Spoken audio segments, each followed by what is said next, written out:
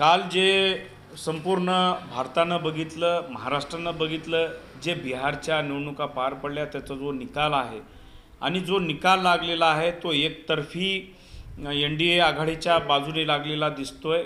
ज्याप्रमाणे महाराष्ट्रामधला जो निकाल विधानसभेचा एकतर्फी लागला तीच पुनरावृत्ती बिहारमध्ये होताना दिसते। तर मला वाटतं की बाबा हे काही दिवसांमध्ये ही सत्ताधारी मंडळी लोकशाहीला लुप्त पावून घेतील की काय, लोकशाही या देशामध्ये नांदेल की नाही हा खरा प्रश्न आहे।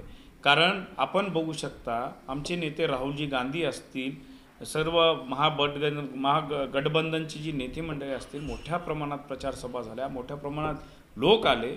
पण याच्यावर निवडणूक आयोगावर या ठिकाणी प्रश्नचिन्ह उपस्थित होतो की त्या ठिकाणी प्रायव्हेट गाड्यामध्ये मोठ्या प्रमाणात EVM आढळल्याचं सोशल मीडियाच्या माध्यमातून बरेच लोकांनी हे केलेलं आहे। तिथल्या यंत्रणेचा गैरवापर झालेला दिसतोय। तर या ठिकाणी येणाऱ्या काळामध्ये मला वाटतं की लोकांचा लोकशाहीवरचा विश्वास उडून जाईल।